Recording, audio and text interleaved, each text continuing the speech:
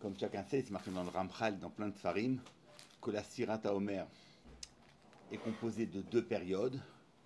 La première qui va jusqu'à Lag BaOmer qui est de 32 jours, et puis après la seconde qui commence à Lag BaOmer et qui est de 17 jours. Et la première de 32 jours, elle est consacrée à ce qu'on appelle le Kavod. Et la seconde, c'est le Tov. Donc Kavod 32, Tov 17, ça fait en tout les 49 jours de la Sirat HaOmer. Ça se marqué dans Ramchal, dans d'autres paris, mais le Maharal l'explique dans Netiv à Torah. Il explique que c'est pour ça que les Talmidim de Rabbi Akiva, le Bet Hamidrash de Rabbi Akiva, et lorsqu'il a été détruit, on comprend bien que le Bet Hamidrash de Rabbi Akiva, c'est pas les Talmidim qui avaient la xéra de la Mita, c'était pas sur les hommes qui étaient les Talmidim de Rabbi Akiva. Parce que sinon, je ne comprends pas pourquoi il y a une simcha, le jour de Lag BaOmer, le Gaon ramène dans le Shulchan Aruch, il y a une simcha particulière parce que les Talmidim de Rabbi Akiva ont cessé de mourir. Ben oui, ils sont tous morts. Le combat cessa, faute de combattants. Il n'y avait plus personne. Non, en fait, la xéra, ce n'est pas sur des hommes. La xéra, sur le Bet Hamidrash de Rabbi Akiva. Le Bet Hamidrash de Rabbi Akiva n'avait plus de lieu d'être. Et là, ce qui a été dit à ce moment-là, c'est qu'il y a une possibilité pour le Bet Hamidrash de Rabbi Akiva de continuer. Alors, pas de continuer de la même façon, c'est pour ça qu'on fait une aveloute, mais de continuer à travers les 5 Talmidim qu'il va récupérer pour avoir quelque chose de ce qui se passait dans ce Bet Hamidrash. Donc, pourquoi sont-ils morts, ces Talmidim? Pourquoi le Bet Hamidrash de Rabbi Akiva a-t-il été décimé pendant cette période-là? Parce que précisément, cette période, c'est la période du Kavod à Torah. Et comme les Talmidim de Rabbi Akiva, ce qui manquait, c'était la possibilité de Nagou Kavod Zebazé, comme s'il y avait une impossibilité dans le Bet Hamidrash de Rabbi Akiva d'amener le Kavod jusqu'à son extrémité. Donc, voilà. Alors, ils sont morts à ce moment-là. C'est très, très connu. Donc, on a les 32 jours, Kavod et Torah. Et en fait, Kavod, c'est toujours la manifestation extérieure de quelque chose. Les Kavod, Veletif, Arrête, c'est toujours quelque chose qui est mitgalé à Chutza, quelque chose qui se révèle à l'extérieur. Et donc, en fait, nous avons le Tov et le Gilouï du Tov. Donc, Kavod, c'est le Gilouï du Tov et le Tov lui-même. Ainsi que dans le Pasuk, dans l'expression, Tov Yatzar, Kavod Lishmo. Meorot Natan, Sevivot Uzo. Le Tov a créé le Kavod. Le Tov a créé le Kavod. Comment ça se fait? Qu'est-ce que ça signifie que le Tov, il crée le Kavod, il est Yotzer le Kavod, c'est-à-dire que la Kavod, c'est l'outil pour arriver au Tov. Le Kavod, il est mégalé le Tov. Tov, Yatzar, Kavod. Le Tov est Yotzer le Kavod parce que le Kavod, c'est la possibilité d'un Gilouï du Tov. Ça veut dire qu'en réalité, au niveau de la Ishtalchelut, d'en haut vers en bas, dans la Ishtalchelut de la Bria, c'est le Tov qui précède le Kavod. Le Tov est premier, le Kavod est second. Puisque le Kavod manifeste quelque chose. Il faut qu'il y ait quelque chose à manifester. Donc ce qui est d'abord, c'est le Tov, et le Kavod est toujours second par rapport au Tov. Mais nous, dans notre avoda d'homme, on commence au contraire. On commence à partir du Kavod, on commence de tout en bas, et l'accès qu'on aura plus tard au Tov est conditionné par l'apprentissage du Kavod.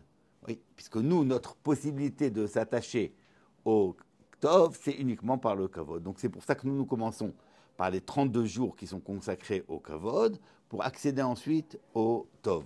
Alors qu'en fait, dans la Ishtalchelut, c'est le contraire. Le Tov est premier et le Kavod est second. Très bien. Bon, ce sont des choses connues. Il y a, et là c'est peut-être un aspect dont on n'a pas parlé souvent, et je voudrais parler de ça aujourd'hui, c'est que les 32 premiers jours qui sont définis par le Maharal comme le Kavod, c'est aussi Lev. La Medbet, c'est aussi Lev. Donc Kavod et Lev, ça va de pair. Et donc parler ici, plutôt que de parler de Kavod et de Tov, parler de Lev et de Tov.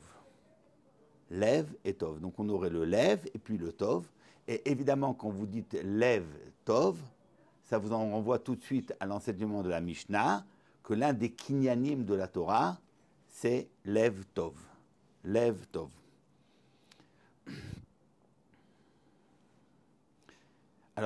qu'est-ce que ça signifie? Voilà, j'aimerais consacrer quelques mots sur le Lev Tov, entendu comme une possibilité de Kinyan à Torah. Pourquoi le Kinyan à Torah passe par le Lev Tov? Pour le dire autrement, En Tov et la Torah, En Kavod et la Torah, En Tov et la Torah. Donc En Kavod et la Torah et En Tov et la Torah, ça veut dire que la Torah comprend et la Torah elle-même et le moyen d'y arriver, c'est ça. En Kavod et la Torah et En Tov et la Torah, ça veut dire que la Torah comprend le Tov et le moyen d'arriver à ce Tov, qui est le Kavod. Tout ça est inscrit dans la notion de Lev Tov. Or, Maharal, sur la Mishnah, dans Pirkei Avot, que le Lev Tov, Maharal dit pourquoi Kinyan Torah c'est Lev Tov. Il dit parce que la Torah est écrite Tov. Et comment vous voulez que le Tov puisse résider dans un homme qui est Ra? Donc, ne peut y avoir d'inscription de la Torah chez un homme que s'il est Tov. Un homme qui est Ra, comment peut-il avoir accès ou être Mekabel la Torah? Se faire le lieu qui porte une Torah. Il ne peut pas, puisque lui il est Ra et la Torah est Tov.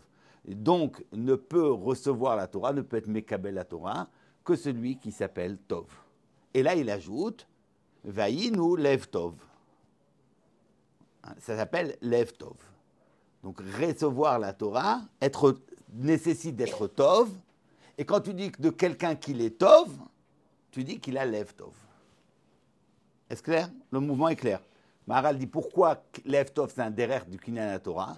Parce que, je ne sais pas si je l'ai noté, il dit parce que la Torah, Tikare Tov, Velo Timatse, Rag Bemi Sheu Tov. Pour l'instant, ça j'entends bien. Le Tov ne peut pas se trouver chez celui qui n'est pas Tov. Ve'ayinu sheyeshlo Lev Tov. Comment peut-on appeler un homme qui est Tov? C'est qu'il a un Lev Tov. Je ne comprends pas. Pourquoi Lev Tov? Il faut aussi qu'il ait Ayin Tova, il faut qu'il y ait... Tout doit être Tov. Pourquoi le Lev Tov? Lashon Tov, il ne faut pas qu'il y ait Lashon Hara, pas qu'il y ait Ayin Hara. Il faut que tout soit Tov. Je ne vois pas pourquoi il y a un raccourci. Il faut qu'il soit Tov, parce que seul celui qui est Tov peut être Mekabel Torah. La Torah ne peut se retrouver que celui qui est Tov. Mais qu'appelle-t-on un homme qui est Tov? Quelqu'un qui a un Lev Tov. Mais pourquoi? À quel titre? Pourquoi c'est le Lev Tov qui définit un homme comme étant Tov? Peut-être dira-t-on que c'est son Ayin Tova qui va le définir comme un homme qui est Tov. Talmidav shel Avram Avinu, Ayin Tova. Bilam Arasha, Ayin Ra. Pourquoi on va définir ici la définition de l'homme qui est Tov à travers son Lev? Pourquoi le Lev?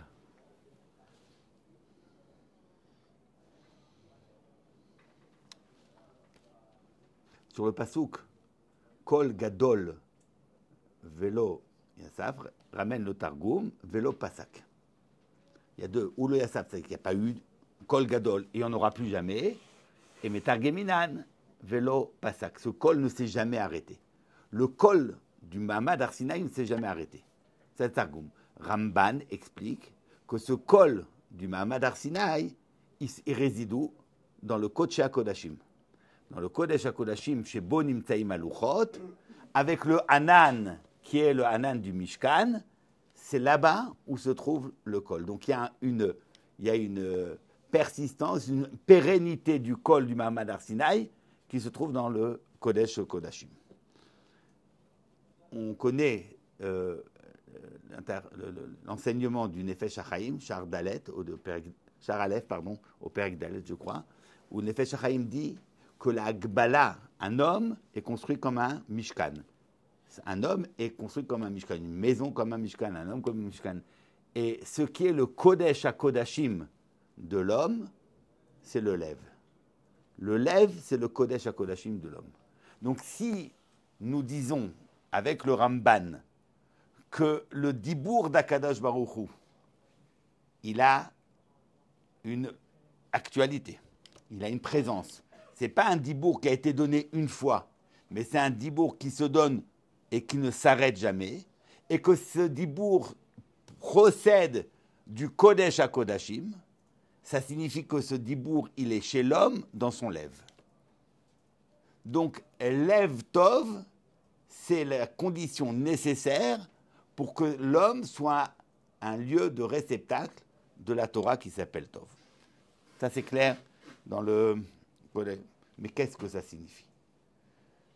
Qu'est-ce que ça signifie que le lève doit être le lieu, la condition d'être Mekabel Torah, d'être comme ce Luchot. Voilà, tout comme les Luchot, ils sont posés dans le Kodesh HaKodashim, dans le Aaron Haedut, et bien le Dvar Hashem, il est posé dans le lève de l'homme.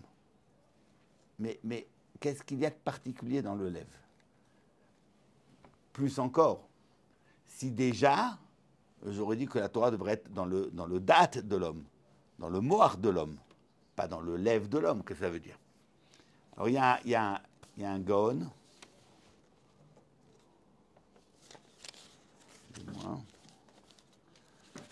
le Gaon dit la chose suivante.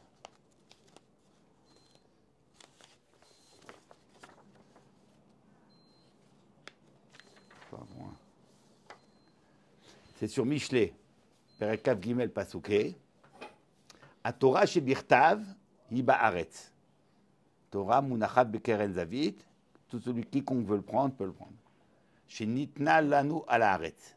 La Torah sheba'al peh. Où elle est-elle? Si on sait où se réside la Torah shebirtav, où se trouve la Torah sheba'al peh?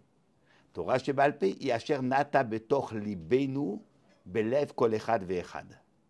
Ve'en ba'aretz klum mimena.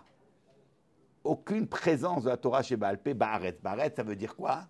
Dans les événements, dans l'histoire, dans la façon dont le monde nous, c'est son histoire. C'est impossible. Il y a présence d'un Dibour Hashem dans l'histoire du monde. Il y a présence. C'est une référence au Dibour Hashem. Même chez les Goïm, il y a une référence à un Dibour d'Akadosh Baruch Hu. Torah chez Birtav, elle est là. Mais Torah chez Baal Peh, en mimena ba'aretz klum. Alors, où se trouve-t-elle? Dans le lève des Chachamim. Veze machamru, asher natan lanu Torah temet, zeu Torah shebirtav, vechaye olam nata betochenu, ze Torah shebaal peh. La Torah shebaal peh, elle est belev kol adam. Pourquoi à nouveau entendre que la chaloute de la Torah chez un homme, c'est dans son lève? Alors, nous avons deux choses. Un lève fait d'un homme, un lève tov fait d'un homme, un homme qui est tov. Vous entendez? Qu'appelle-t-on un homme tov? Quelqu'un qui a un lève tov. On ne dira pas qu'un homme tov, c'est quelqu'un qui a in tova. Non, on dira un homme qui est tov, c'est quelqu'un qui a un lève tov. Première définition que nous avons interrogée. Pourquoi le lève, c'est la définition d'un homme? Maintenant, deuxième, en parallèle, je pose autre chose. Que la Torah, elle doit être chal dans l'homme. Il faut que l'homme soit un Aaron à Kodesh du Tov. Alors, Aaron à Kodesh de la Torah. Et ce Aaron à Kodesh, c'est le lève, comme dit le Gaon. Où se trouve la Torah? Dans le lève. Pourquoi dans le lève? J'entends qu'elle se trouve en l'homme, Torah chez Baal Peh. Je veux bien entendre. Mais pourquoi dans le lève plus que dans le sechel, il y avait quelque chose qui m'avait toujours gêné. J'avais tenté une chose, et puis, il y a quelques années, je l'ai vu chez le Rav, et ça m'a fait très, très plaisir. Au détour moi, je m'étais posé toujours une question. Je pensais que c'était une folie, mais en fait, voilà. Pourquoi dans le Aaron Kodesh, dans les Aaron Kodesh, en général, il y a toujours les formes des Luchot? Les Luchot, partout, dans les synagogues, autour. Pourquoi on met les formes des Luchot? Vous savez pourquoi on met les formes des Luchot sur l'Aaron Kodesh? Parce que le Rambam dit que Dvarim, chez Besifre Torah, chez Luchot, Hem, chez Besifre Torah. Il y a un din meyuchat, qu'un Sefer Torah, il doit avoir un makom shamourlo.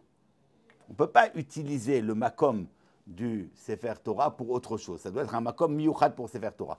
Pourquoi? Pas parce que c'est plus kadosh, parce que les Luchot avaient un Aaron. Les Luchot sont sur le Aaron Abrit.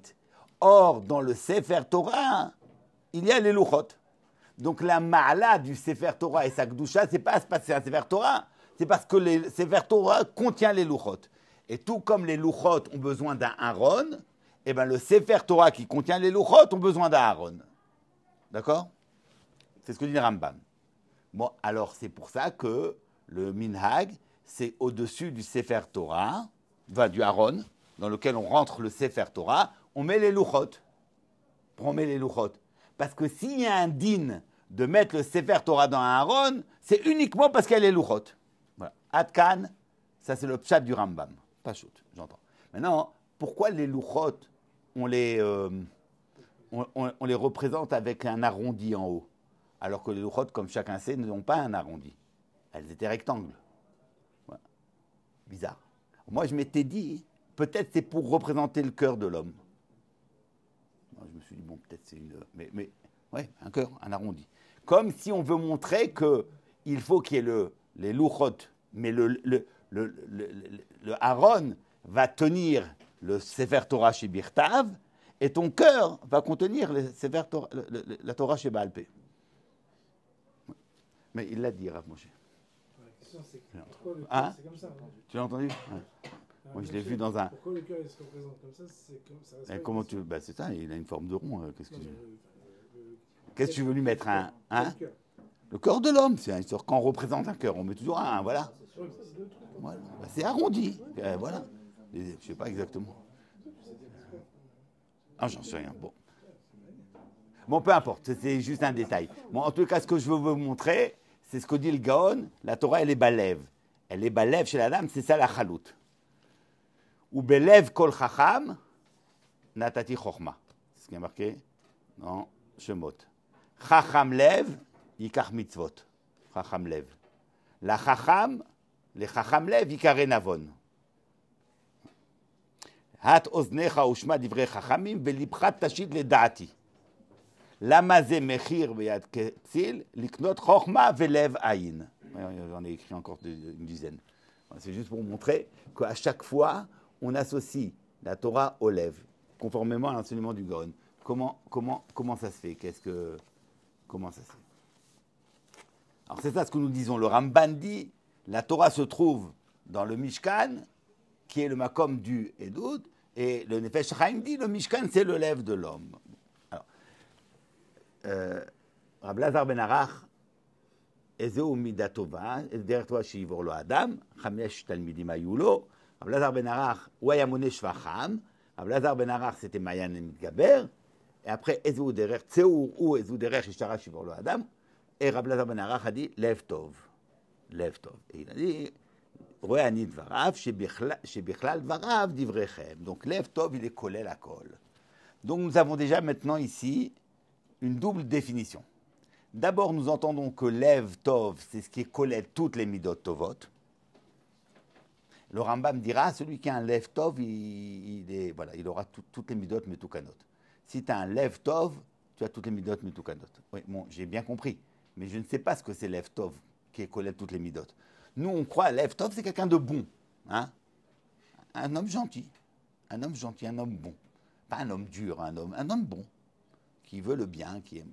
Bon, pourquoi c'est le lève Pourquoi le désir? Moi, c'est le du désir. Tu désires le bien, tu es bon, tu as. Je ne sais pas pourquoi ça s'inscrit dans le lève. Oui, alors, pas vraiment exactement. Qu'est-ce qu'il y a dans le lève pour être le lieu, le mishkan du sentiment? De quoi? C'est un sentiment.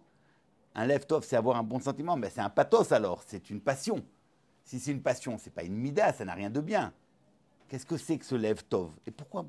Qu'est-ce que c'est que lève tov? Pourquoi le tov passe dans le lève? Alors en tout cas, j'entends que lève tov, c'est le klal des midot tovot. Le klal des midot tovot. Si tu as lève tov, tu as toutes les autres midot, comme dit le Rambam sur place dans Pirush HaMishnayot. Lève tov. Autre élément qu'on pourra comprendre, qu'on devra comprendre, le lève tov, ça a à voir avec Ma'ayan Amidgaber. C'est pas par hasard que Huaya Moné Shvacham, Rab Lazar ben Arach, Ma'ayan Amidgaber, et il dit lève tov. Hein. C'est évidemment que le Ma'ayan Amidgaber de Rab Lazar ben Arach, c'est parce qu'il est lève tov. Lève tov et Ma'ayan Amidgaber ont affaire l'un avec l'autre. Tout ça, c'est un peu satoum. Bon, alors revenons au shoresh du shoresh.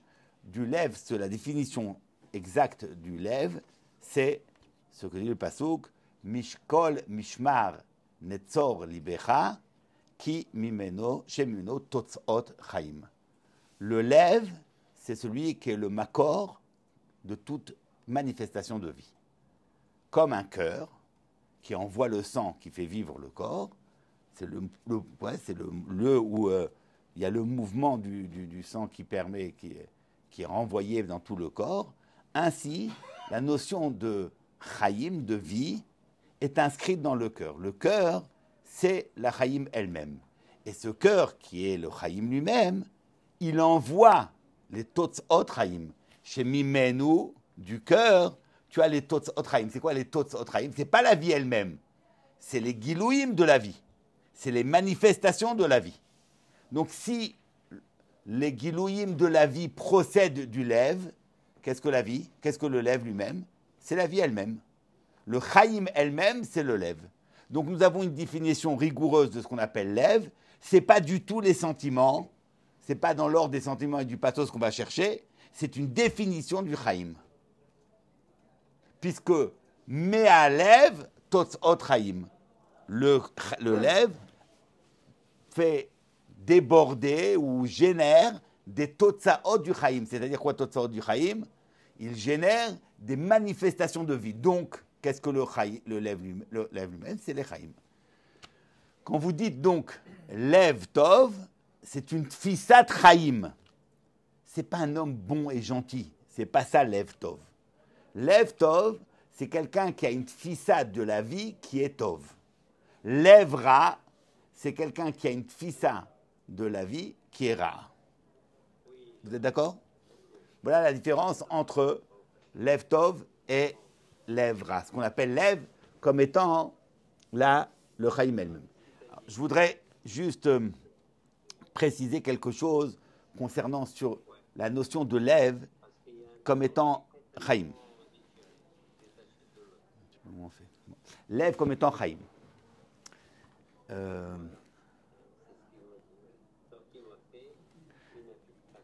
Il y a une... comment on fait? Comment on fait pour montrer jusqu'à où ça va?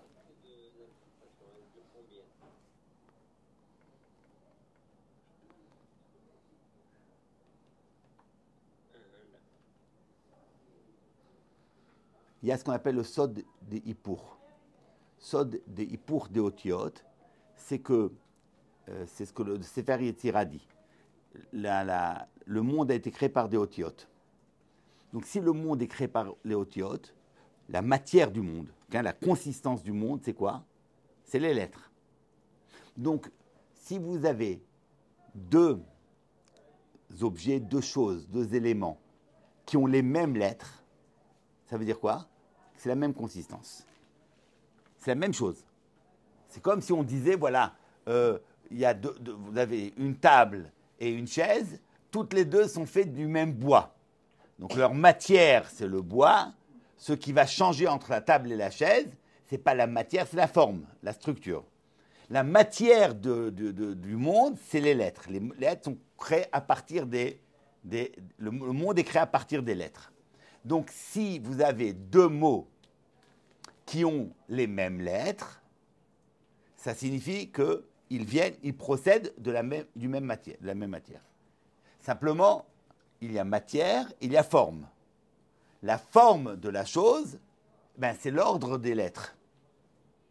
Donc c'est pour ça que vous pouvez avoir vous avez les mêmes lettres, mais si vous changez l'ordre des lettres, alors vous changerez le sens des mots. Il y a un très beau texte de Rabbi David Vallée qui dit « On ne peut pas se rendre compte de la richesse de la Lashon HaKodesh, puisque chaque trois lettres forment beaucoup de possibilités de sens, et nous, on en connaît très peu. Très, très peu. On connaît très peu, on connaît quelques-unes. Mais en fait, chaque fois que tu as des lettres, ça fait toujours sens. Par exemple, l'exception, c'est get. Le Gaon dit pourquoi est-ce que les Chachamim ont appelé Sefer Kritout un get. Get. Et il dit parce qu'en réalité, toutes les lettres, lorsqu'il y a deux lettres ensemble, ça forme sens. Gimel, Dalet, ça fait Dag, ça fait Gad, ça fait toujours sens. Les deux lettres qui ne font pas sens ensemble, c'est le Gimel et le Tet. Gimel, Tet, ça ne veut rien dire. C'est le get. C'est précisément l'acte de divorce entre les deux tsurot, le ish et le isha, le divorce, c'est-à-dire l'impossibilité d'être ensemble, d'une cohérence qui est donnée par les deux, c'est le Sefer Ketut. C'est pour ça que Chachamim ont appelé Sefer Ketut Get, puisque Gimel et Tête ne forment pas de sens. D'accord ? En tous les cas, si vous avez des mots, donc vous avez une famille entière, et l'ordre des lettres va changer. Maintenant, il y a des fois ce qu'on appelle le hippour, vous changez l'ordre des lettres, et le hippour va vous faire un sens opposé d'une chose à son contraire. Ce n'est pas simplement que vous avez les mêmes lettres et que les significations sont différentes, vous avez des significations opposées. Ça, c'est ce que dit le Sefer Yetzira. Et il donne comme exemple la lettre Oneg. Aïn, Nun, Gimel. Oneg, Aïn, Nun, Gimel. Et il dit En le ma'ala betova me Oneg, ve en le mata bera'a minega. Tu n'as jamais rien de plus grand, de plus bon dans le Tov que le Oneg. Oneg, c'est le paroxysme du Tov. Et le paroxysme du Ra, c'est Nega. Or, Oneg et Nega, c'est les mêmes lettres. Simplement, tu permutes le Aïn. Si le Aïn est en haut, c'est Oneg. Si le Aïn est en bas, c'est Nega. Tout dépend comment tu vois les choses. Si tu regardes vers le haut, le Aïn, ton Aïn vers le haut, c'est le Oneg.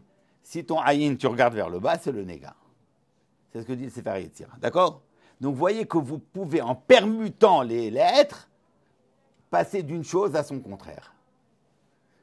Lève, un exemple, Tam, Met. Tam, c'est la Shlemut, Met, c'est le Chisaron. Tam, Met, Met, Tam. Lève, le contraire du lève, c'est Bal. Lève et Bal. Qu'est-ce que c'est Bal ? Alors, Bal, c'est l'expression bli, bli, sans. Bal, c'est bli. Comment Chachamim donne sens au Bal ? Quel sens dit-il au Bal ? Bal, ça veut dire, c'est comme ça que les Chachamim, dans Torah chez Baal Pé, traduisent le lo. Quand la Torah dit lo yirae le Chachamet, Chachamim disent Bal yirae. Bal yirae, il n'y a pas un. Il n'y a pas Bal yirae dans la Torah, c'est une amtsa, ça n'existe pas. Tu peux prendre tout le Chumash, il n'y a jamais marqué Bal yirae. Il y a marqué lo yirae. Bal yachel dvaro. Bal taktirou, tous ces trucs, c'est Chachamim entendent le lo comme Bal. Qu'est-ce que c'est que le lo et qu'est-ce que c'est le Bal ? Lo, ça veut dire, c'est un tivouille, ne fais pas. Ne fais pas. Mais un ordre, ça a une portée morale. C'est catastrophique de faire une avéra, c'est un acte mauvais. Oui, alors c'est ce qu'on appellerait un acte ra, un acte qui est lotov et qui est ra. Mais là, disent les Chachamim, si tu t'arrêtes à cela, tu as raté toute la force de la Torah. Quand la Torah te dit lo irae, ça ne veut pas dire que si tu es roé chametz, tu as fait quelque chose de pas bien.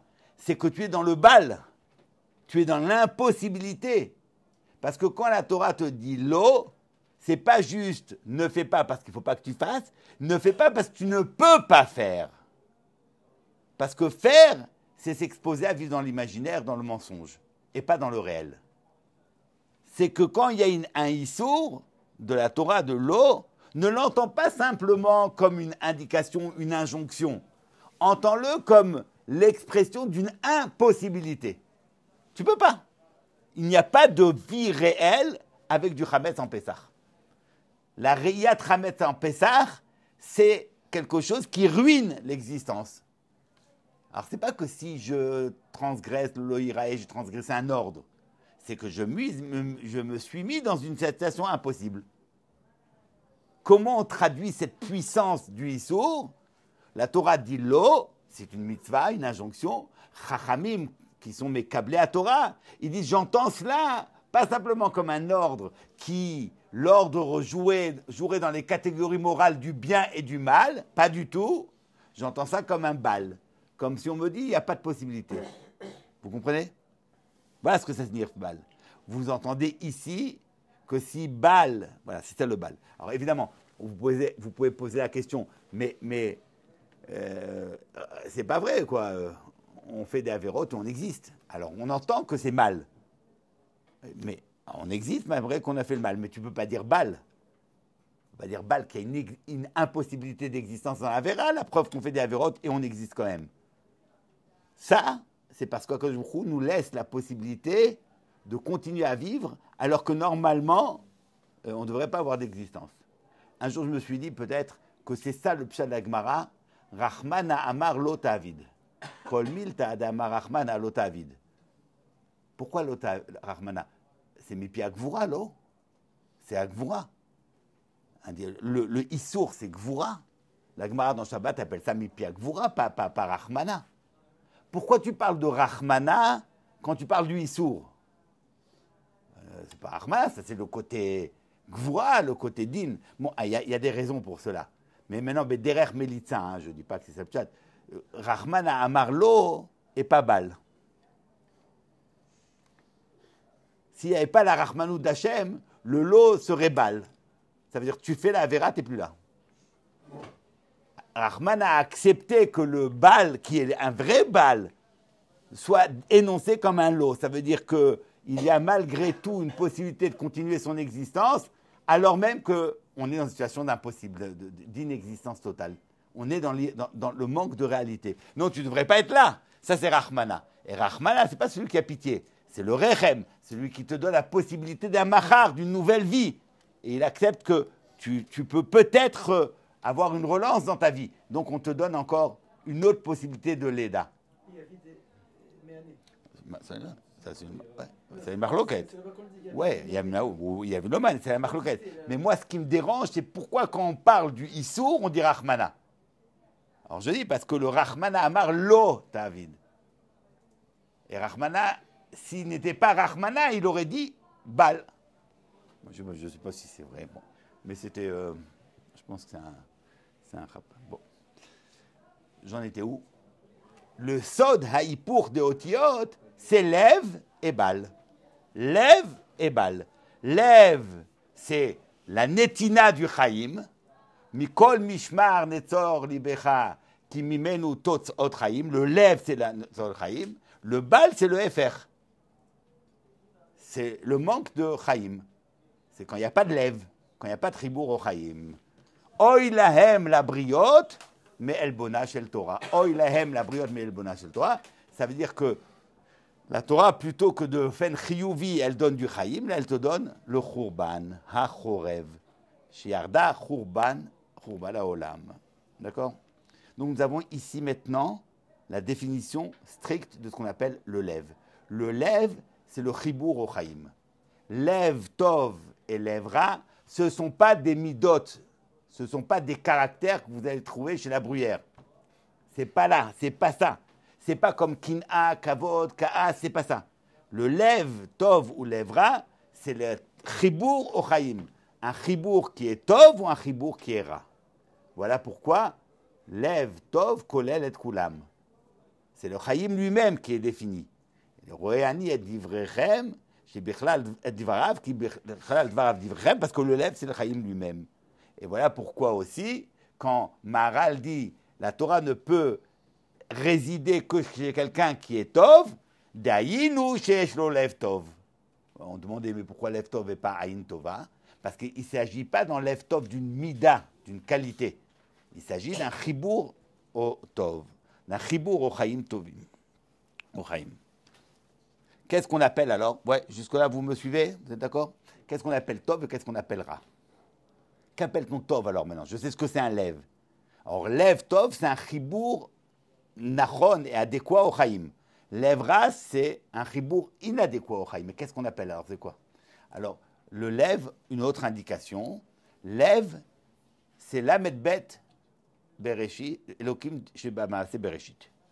Dans le maaseh bereshit, le maaseh bereshit, l'œuvre de création, a fait intervenir lamed bet parmi le mot Elokim. Lamed bet Elokim. Donc, parler du lève, c'est parler du koach qui est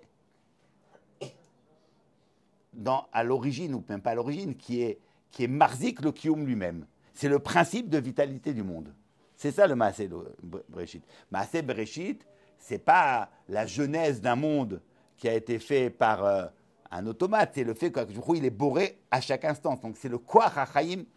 Et c'est pour ça que Elohim, la définition stricte de Elohim, dit le tour, et le Shulchan Aruch, c'est Takiv, Bala Yicholot, Bala Kochot Kulam. C'est ça le Elohim. Donc, Et Mechaber Atzmo au Maaseh Bereshit, au Kochot Amitim, c'est ça ce qu'on appelle avoir un Lev Tov. Et Mitnatek de la Metsiout générale s'appelle être Levra. Lev Tov et Levra, c'est ça. En fin de compte, le Lev Tov, c'est quelqu'un dont la tfissa de la vie du Chaim, elle s'inscrit dans une tfissa beaucoup plus élargie que son simple ego et que son simple moi. Il participe dans son Chaim à une metsiout beaucoup plus générale que la sienne. C'est sa vie, c'est son Ani. Mais avoir un Lev Tov, c'est être mechaber le Ani qui est le mien, le jeu qui est le mien, à une tfissa beaucoup plus grande de Chaim. Avoir un lèvra, c'est couper son moi, son jeu, sa chaim, du reste du monde. C'est ça le principe. Et c'est pour ça que Tov et Ra, ça sera celui qui est considéré comme le Ra par excellence. L'homme qui est le Ra par excellence, c'est Esav. Or, Esav, qui est le Ra, Ra Sheberati, Shav et Ra Sheberati Bolami, c'est Esav. Le principe de Esav, Al-Charbecha Tirye. Entendons Al-Charbecha Tirye, ce n'est pas juste que tu vas tuer tout le monde. Le Cherev, ce n'est pas juste le glaive qui sert à tuer, c'est ce qui coupe et ce qui te dissocie des autres. Il n'y a pas de tribour, il n'y a rien de lien. Il n'y a rien. Chacun est à part. Il n'y a pas de lien. Parce que chacun ne vit pas dans une metsiout qui est plus large. Chacun s'entend comme étant la metsiout. C'est ma metsiout à moi. Je suis la metsiout, la mienne. Il n'y a rien d'autre. Ça, c'est ce qu'on appelle al-charbecha tirye. Tu n'acceptes aucun lien avec quelque chose qui est extérieur. Tu ne te définis pas comme faisant partie d'une metsiout plus rechava. Ce que Chazal disent, que Esav, il comportait 6 nefashot, 6 personnes, et on parle des nefashot au pluriel. Yaakov, il y avait 70, et Shivim Nafesh au singulier. Shivim, c'est beaucoup, c'est déjà la pluralité, mais en fin de compte, c'est un seul nefesh. Et ça, il y en a 6 nefashot.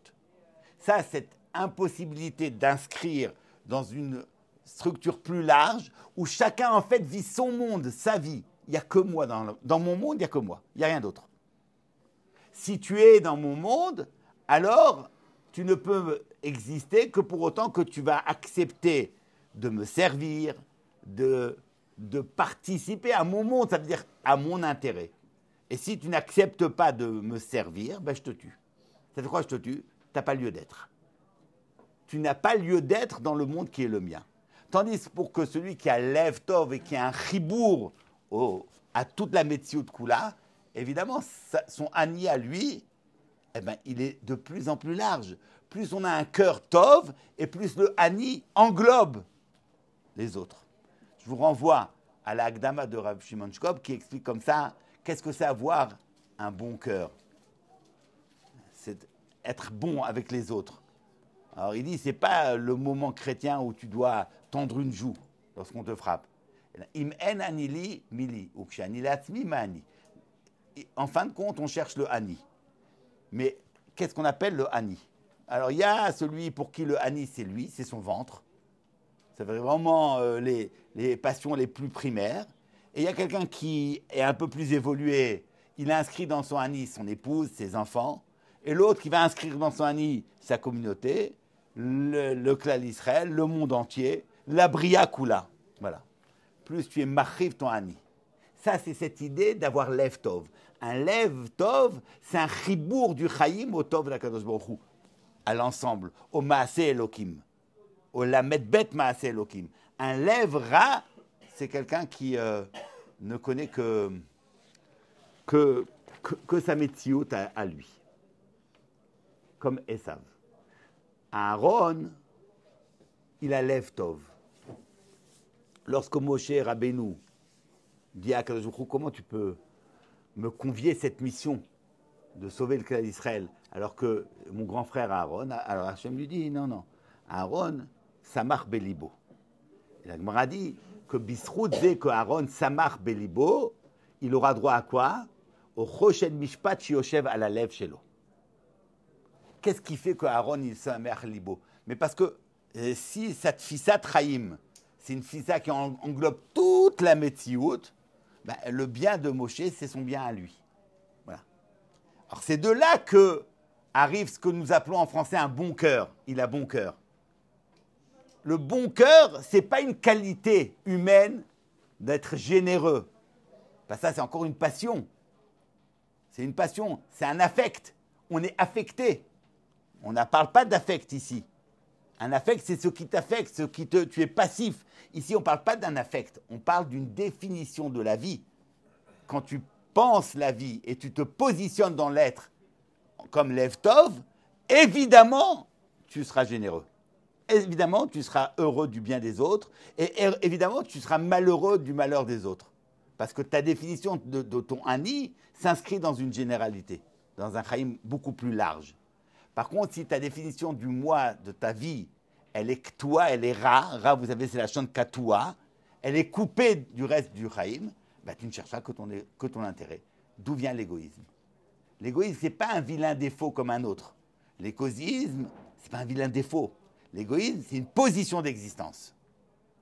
C'est une position d'existence. Ce n'est pas un défaut, ce n'est pas un caractère. Et le Lev Tov, ce n'est pas une mida, ce n'est pas une qualité de l'âme, c'est une définition de l'existence. Lorsque Aaron, il a Lev Tov, il a ce Samar Belibo, il reçoit la Torah. Vous savez que le Meshach Chochma prouve que le Urim Vetumim, c'est un digne de Torah. Ce n'est pas un guilouille de Névoie, c'est un guilouille de Torah. Il le prouve longuement. Les Urim Vetumim à Libo chez Aaron, ça veut dire qu'Aaron reçoit la Torah. Ou sur son lèvre, sur son chaïm.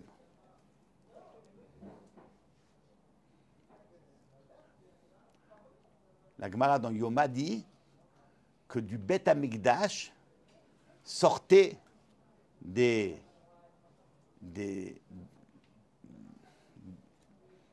flux de Hashpat Chaim.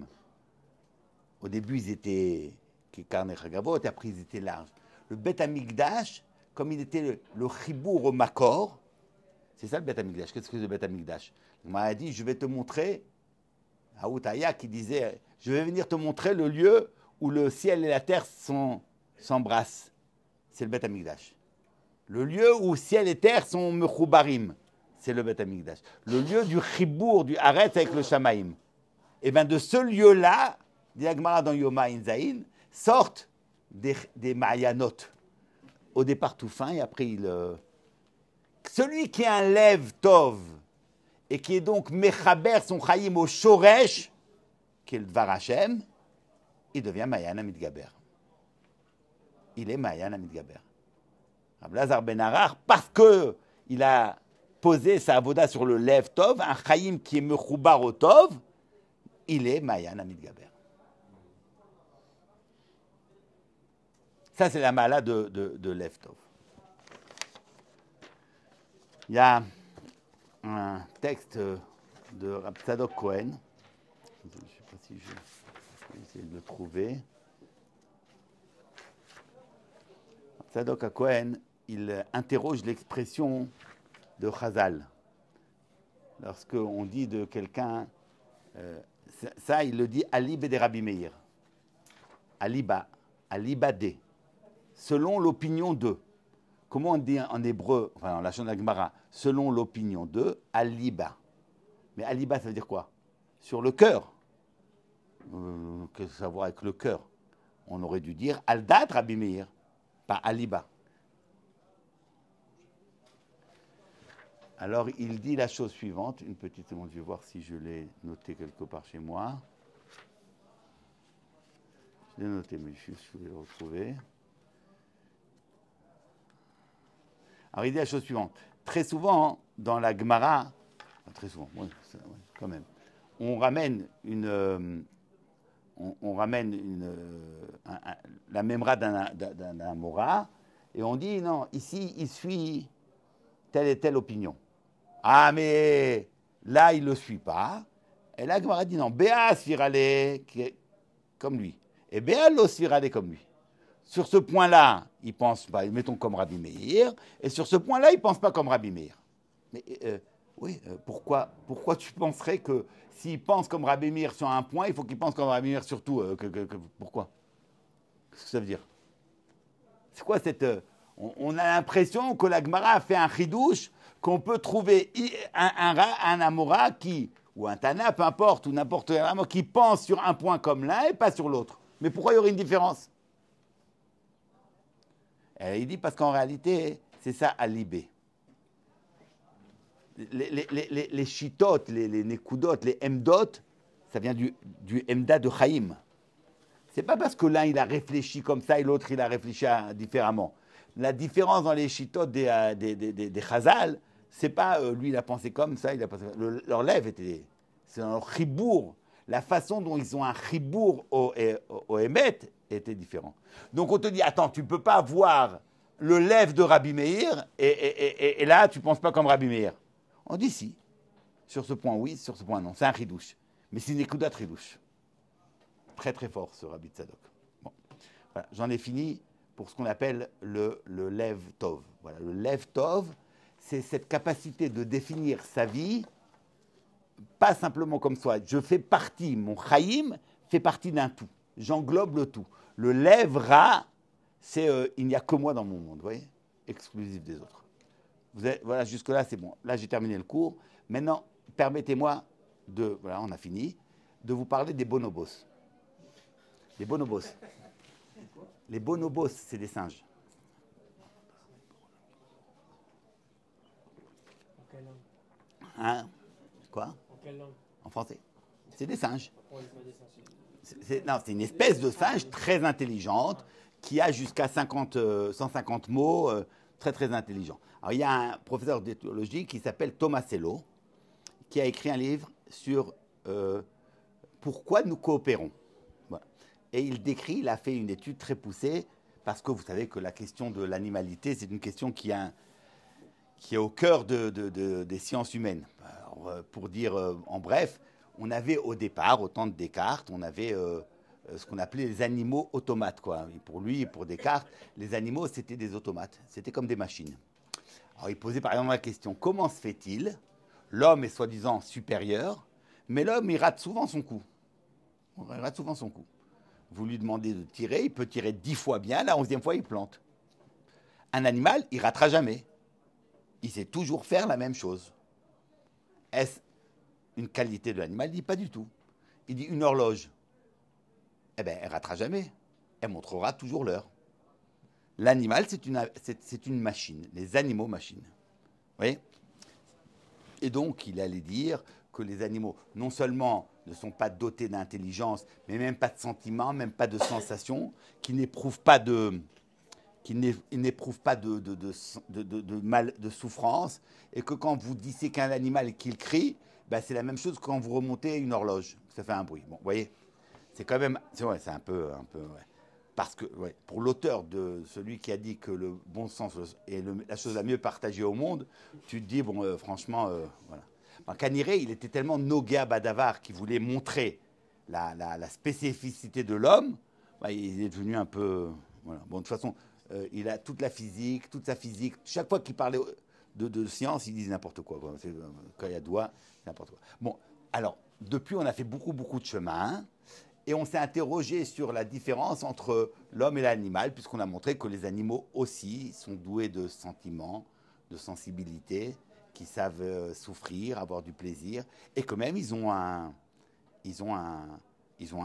appareil intellectuel, je ne sais pas ce qu'on va appeler ça, voilà, et ils sont doués de langage, ils peuvent parler, ils peuvent communiquer. Et je crois que le bonobo, on lui a trouvé jusqu'à 150 mots qu'il peut comprendre. Vous voyez.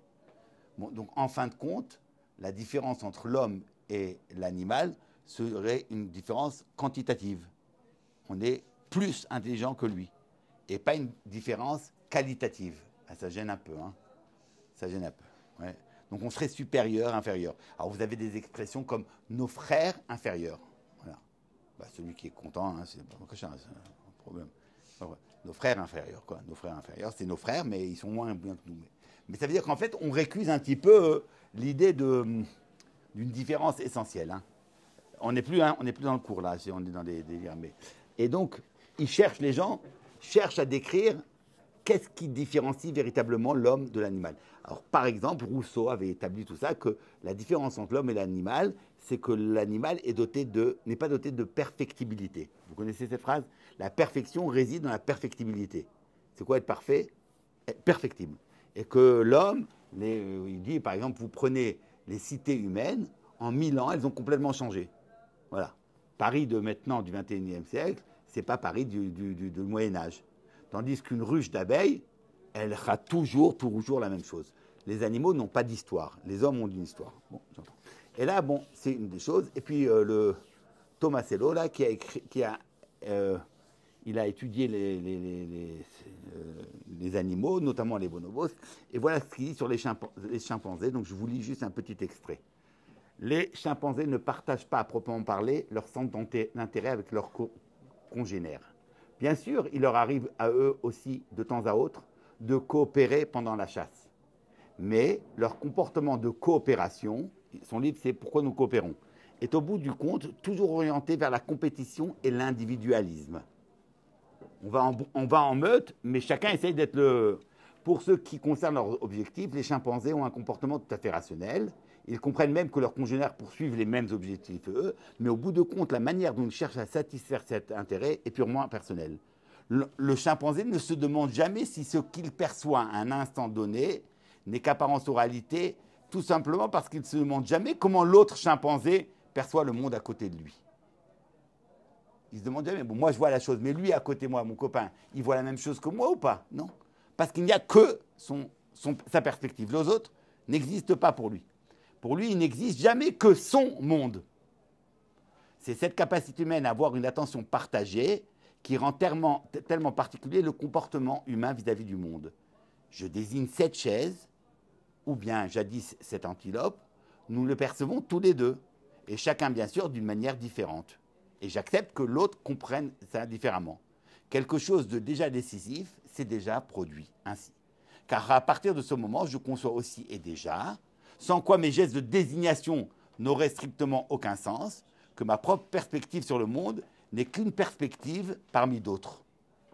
Accepter qu'il y a d'autres perspectives, qu'il existe d'autres perspectives dans ce monde selon le principe « Oh, je vois le monde comme ceci, et toi, tu le vois comme cela ». La décentration, il va appeler ça, qu'il n'y a pas que mon regard.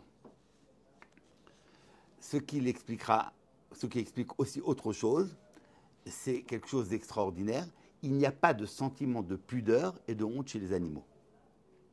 Pas de sentiment de pudeur. Ils sont dénués de pudeur et de honte. Ils ont des sentiments de joie, ils peuvent sauver quelqu'un, le dauphin qui va sauver un enfant. Il peut avoir de la compassion, il peut avoir de la générosité, mais pas de honte et de pudeur. Pourquoi ils n'ont pas de honte et de pudeur?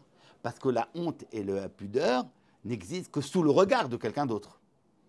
Hein, tu es tout dans ta douche, tu n'as pas honte. Mais si tu es devant du monde, tu as honte. Il faut qu'il y ait le regard extérieur. Ils n'ont pas de regard extérieur. Il n'y a pas autre que leur regard, il n'y a rien d'autre. C'est seulement sous le regard d'autrui que les sentiments de honte et de pudeur peuvent prendre sens. Ça s'explique, ce que j'explique maintenant du sentiment de honte, ça s'explique grâce à ce qu'il dit. Alors, il montre que les animaux, ils peuvent être affectueux, mais ils n'ont pas ce regard de quelqu'un d'autre sur eux.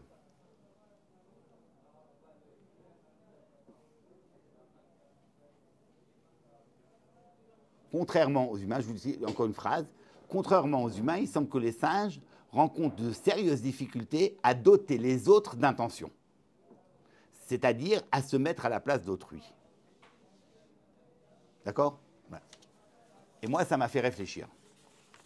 Ça m'a fait réfléchir que si c'est ça le propre de l'homme par rapport à l'animal, c'est précisément cette capacité de se définir, non pas comme étant mon regard est seul au monde, mais de relativiser mon regard comme étant une perspective du réel.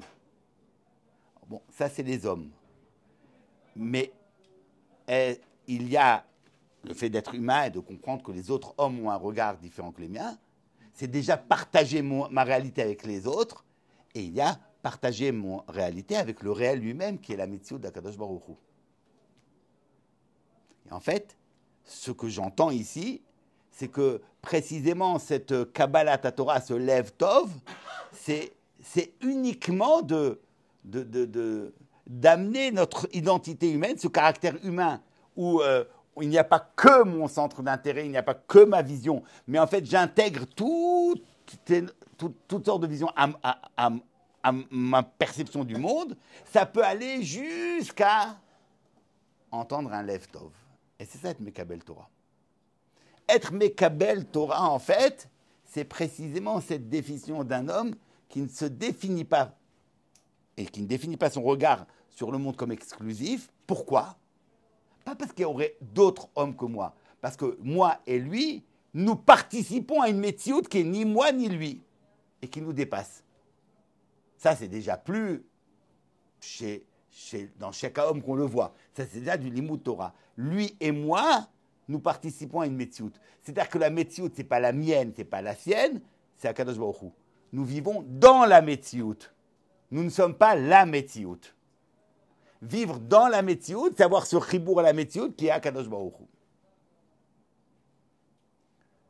Refuser la Kabbalat Torah, c'est quelque part être un peu bonobos. Un petit peu. Un peu beaucoup.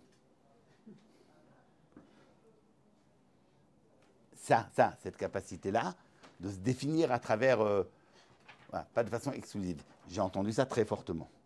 Très fortement. Atem kroui madame. Atem kroui madame. Parce que sinon, on est bonobos. Évolué, performant, mais au bout du compte, si c'est moi le seul critère d'existence, ben donc il n'y a pas d'autre que moi, il n'y a pas d'autre. Ah ben c'est Al-Khar Bechatirié. Voilà. C'était le bonobos le plus évolué du monde. Mais ça reste un bonobos. Voilà, je voulais vous partager cette lecture avec vous.